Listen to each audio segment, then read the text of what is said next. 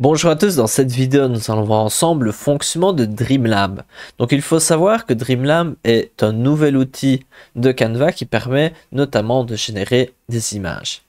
Et je ne sais pas si vous savez, mais Canva a racheté récemment Leonardo, un outil concurrent qui a même progressé depuis que Canva l'a racheté. Et je ferai peut-être un tuto sur Leonardo.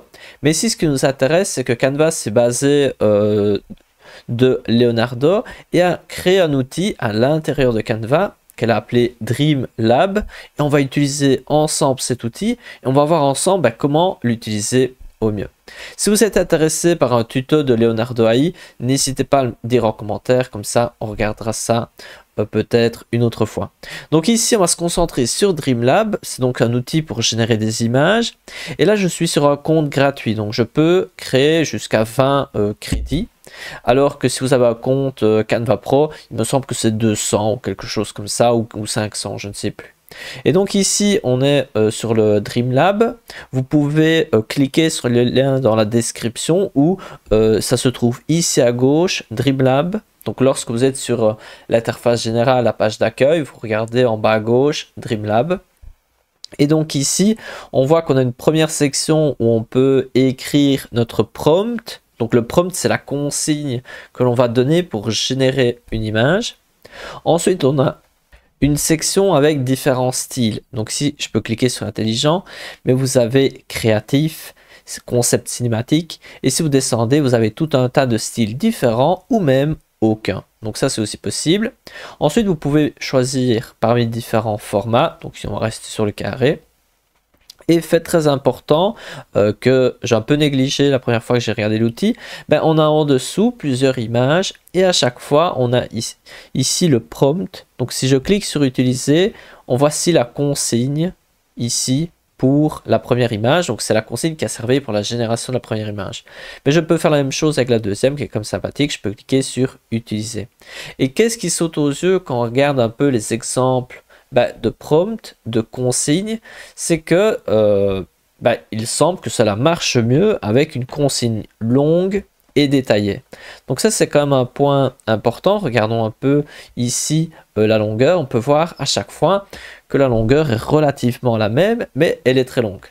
Et donc, si vous écrivez, ici on va faire un exemple, un chat, ce qui est très peu détaillé, parce que l'idéal c'est au moins de donner la couleur du chat, le point de vue le point de vue de l'image, est-ce que c'est vu du haut, vu du bas, où le chat il se trouve où, dans une maison, sur une route. Et donc si vous écrivez juste un chat, si je clique sur créer, on va voir ensemble nos créations. Et là, le problème c'est que le chat peut être même peut-être très beau, mais il ne va pas spécialement être comme on le souhaite. Et donc il y a moyen d'être un peu plus spécifique dans ces consignes pour avoir de meilleurs résultats. Et on peut voir ici que c'est quand même des belles images, même si ne sont pas très réalistes celles-ci, mais je n'ai pas non plus donné des consignes un chat hyper réaliste.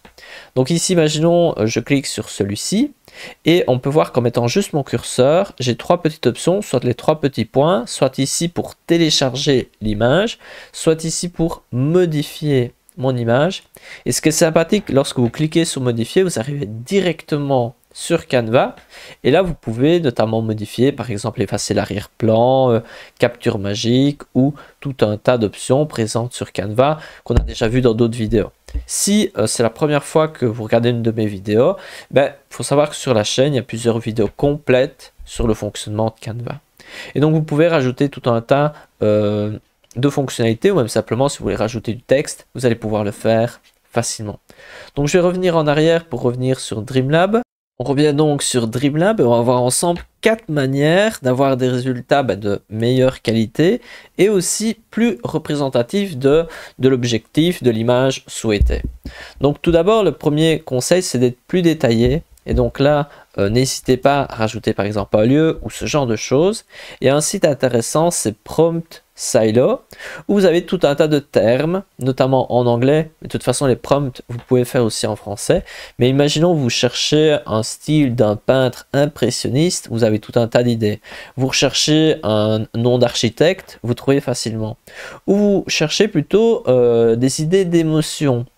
Et cet outil, je trouve qu'il est intéressant car il montre plein d'aspects que l'on peut rajouter dans notre consigne. Et même si c'est en anglais, cela peut donner plein d'idées, même simplement de photographes, parce que personnellement, moi je ne connais pas beaucoup de photographes.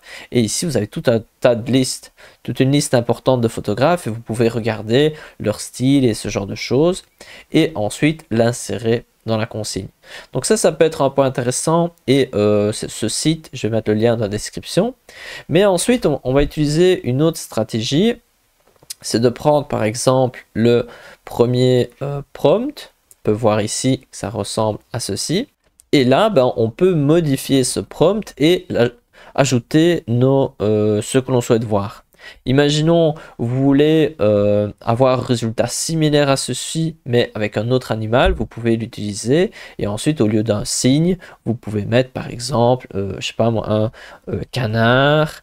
Et ensuite, vous modifiez tranquillement. Mais le point faible, c'est que probablement, vous ne voulez pas spécialement faire des images similaires à celle-ci. Alors, on passe au niveau supérieur. Imaginons, je clique ici sur utiliser. Je prends mon prompt. Je fais CTRL-C pour le copier. Et ensuite, je vais sur ChatGPT et je lui demande de... Alors là, qu'est-ce que je vais faire? Je vais écrire, créer des prompts comme un pro en te basant sur le prompt que je viens de copier et ensuite de coller. Et ensuite, c'est lancé à écrire des prompts. Mais moi, c'était pas mon objectif. Mon objectif, c'est que maintenant, je lui dise créer le prompt pour une image d'une ferme avec 3 chiens. Ensuite, j'appuie sur la petite flèche et donc là, je me suis trompé dans prompt, mais peu importe, il va nous créer notre prompt avec des caractéristiques similaires à l'autre prompt. Et donc, nous avons notre prompt qui est pratiquement fini et je vais pouvoir le copier et ensuite le coller. Donc, je le prends. Ensuite, là, CTRL-C, je vais de l'autre côté. Donc, c'est la Dreamlab. Et ensuite, je vais le coller. Donc ici, je pourrais rajouter un style, mais comme j'ai défini un prompt très spécifique, a priori, il n'y a pas besoin du style. Après, à vous de voir un petit peu. Vous pouvez aussi écrire une description plus courte et ensuite choisir un de ces styles si vous voulez vraiment ça. Donc moi, je clique sur créer et on va voir ensemble le résultat de notre prompt avec cette ferme, avec les différents chiens. Et voilà les résultats, on peut voir qu'on voit la ferme, on voit les chiens, même si là il y en a 3, là il y en a 3, et là on ne sait pas pourquoi il y en a 4, et là il me semble qu'il n'y en a que 2. Et faites attention que si vous voulez un résultat réaliste, c'est important que dans le prompt ce soit écrit, car voilà, c'est un... il faut vraiment le préciser, ou sinon il ne va pas le deviner tout seul. Et on peut voir que les résultats ils sont quand même sympathiques. Surtout que voilà, on peut modifier, télécharger au format JPEG. Mais ici, on va essayer de faire quelque chose de réaliste. Ce sera quand même plus... Voilà, on va voir un petit peu les limites. Donc, je vais proposer un... Et donc là, je lui ai demandé de créer le prompt pour une image d'un serpent sur une route photo hyper réaliste. Et donc là, j'insiste sur les 2 points. Je souhaite que ce soit une photo, donc pas un dessin ou ce genre de choses, et que ce soit hyper réaliste. Et donc là, il va nous créer notre prompt que je vais aller copier de l'autre côté. Je viens donc de coller mon prompt qui a été créé de ChatGPT. Et donc, regardons ensemble le résultat. Tac, je clique sur créer, quelques secondes d'attente. Et voilà les résultats. Regardons ensemble la première. Alors là, elle n'est pas très grande, mais on peut cliquer sur télécharger ou créer avec. Donc moi je vais mettre télécharger et on peut la voir. Donc personnellement moi je trouve que ça se voit que ce n'est pas une photo, mais c'est quand même une très belle image et c'est quand même sympathique. C'est tout à fait utilisable, on pourrait même la voir un peu comme affiche d'un livre, d'un film. C'est quand même tout à fait sympa, surtout le serpent. Ensuite ici, le bout de la route me semble un peu bizarre, mais sinon, sincèrement, c'est quand même tout à fait sympathique. Et donc, ce qui peut être intéressant, si vous voulez créer plusieurs images qui ont une certaine consistance, une certaine similarité entre les différentes images, vous pouvez vraiment bien définir un prompt et ensuite le modifier que légèrement pour avoir le même personnage qui regarde à droite, qui regarde à gauche. Donc, vous pouvez utiliser ce genre d'outils pour essayer de créer des petites histoires avec votre personnage BD par exemple. Donc ici, on a vu ensemble comment améliorer vos prompts, mais ce n'est pas fini. Ici, je vais sur Canva. J'avais créé un document, je pense au format présentation, mais peu importe. Et imaginons que dans la section éléments, vous recherchez une image. Donc par exemple ici, moi je vais descendre, ou peut-être que c'est en haut que je l'ai loupé. Alors là, je remonte, photo, afficher tout. Et imaginons, j'écris cheval, hop, et il y a un cheval qui me plaît beaucoup. Prenons par exemple, alors, celle-ci avec plusieurs chevaux. Et donc, on peut voir ici qu'on a une image. Imaginons que j'aime beaucoup cette image, ou ce style, ou ce genre de choses. Mais il faut savoir que lorsque vous cliquez sur les 3 petits points, vous avez ici une section information. Elle se trouve tout en bas, information. Et là, vous avez différentes informations sur l'image. Mais si vous allez sur éléments, et là, vous cliquez sur les 3 petits points, je vais essayer de prendre ici 3 petits points, on peut voir ici aussi les mêmes informations que dans information, c'est simplement la même chose. Et fait intéressant, vous avez ici une description de l'image et les mots-clés. Et donc, dans votre description, dans votre création de votre prompt, vous pouvez utiliser ceci. Imaginons, moi je vais sur ChatGPT et je lui demande créer le prompt pour une image, et ensuite je vais à nouveau sur mon document. Je pourrais copier ici la description de ceci. Je peux donc copier ici la description qu'on a vue ensemble. C'est juste que moi je n'ai pas trouvé comment faire un copier-coller, mais vous pouvez simplement lire et ensuite vous copier. Et vous pouvez aussi copier les mots-clés si vous pensez que les mots-clés peuvent avoir un point en plus. Et donc ici, après, je supprime et je lui demande donc de créer mon prompt. Et ici, il va créer ce prompt. Et faites attention de vraiment définir le style d'image et tout ça. Ici, on ne va pas le faire. Je vais le prendre comme ceci. Hop. CTRL-C. Je vais donc à nouveau sur Streamlabs. Et ici, contrairement aux autres fois, je vais choisir un style plutôt réaliste. Comme ça, pour avoir un peu quelque chose d'assez réaliste. Même si là, il fait mis une photo réaliste. Mais ici, pour insister, on va essayer de chercher quelque chose. Par exemple, intelligent, je pensais bien. Hop. Et donc là, je clique sur créer. Hop. Et voilà, c'est fait.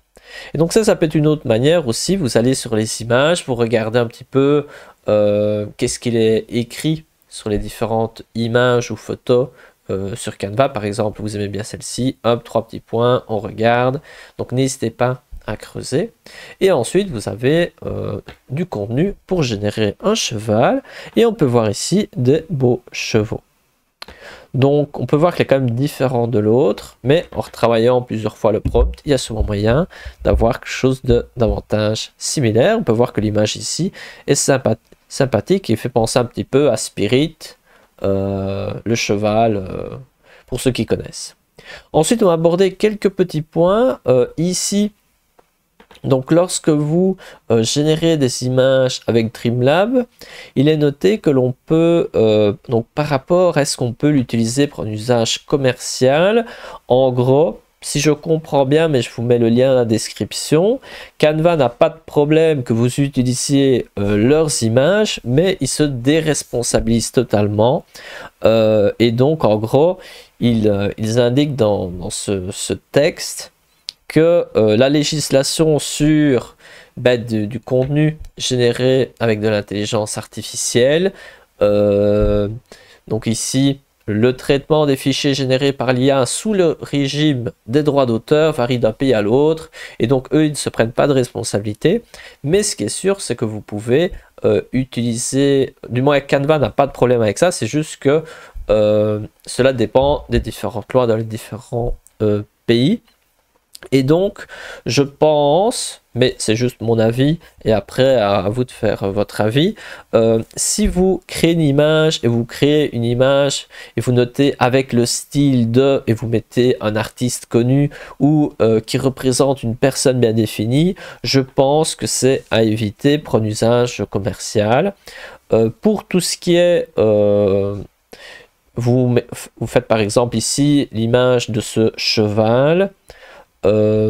Pour les réseaux sociaux, je pense qu'il n'y a pas de problème. Après, si vous voulez le mettre sur un livre et tout ça, c'est sûr qu'ici, ce sera plus important de creuser dans votre pays quelles sont les lois, si des lois il y en a. Et pour confirmer que Canva pense quand même que cet outil puisse être utilisé pour, donc que l'outil Dreamlab puisse être utilisé pour communiquer votre marque et donc pour probablement les réseaux sociaux. Mais ici, il dit qu'il est possible d'ajouter à l'espace marque Dreamlab, mais moi personnellement j'ai essayé, j'ai pas compris, mais je vous mets le lien si ça vous intéresse ce point spécifique. Et donc cela montre que Canva n'est pas dérangé que vous publiez du contenu même en ligne avec ce genre d'outils, mais faites attention aux différentes règles qui se trouvent dans votre pays. Et donc c'est tout pour cette vidéo. Et je vais juste terminer avec un point que moi personnellement, je pense avoir compris la solution, mais que je trouve ça un peu bizarre. C'est que lorsque vous avez créé une image, ben ensuite, à chaque fois que vous revenez sur Dreamlab, ben l'interface, elle ressemble à ceci. Et on n'arrive plus à retrouver ben, l'interface avec les autres exemples et tout ça. Et l'unique manière que j'ai trouvé pour revenir un peu à la page de départ, c'était de supprimer mes différentes créations.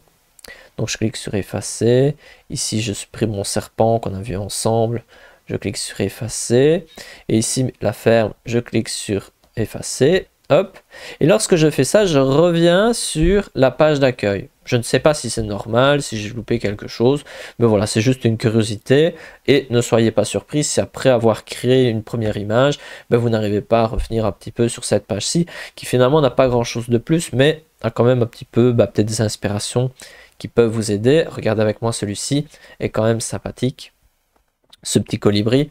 Et donc voilà, c'est tout pour Dreamlab. Donc si vous avez apprécié, n'hésitez pas à mettre un j'aime en commentaire ou à partager la vidéo à quelqu'un à qui cela pourrait aider. Et on se retrouve dans une prochaine vidéo.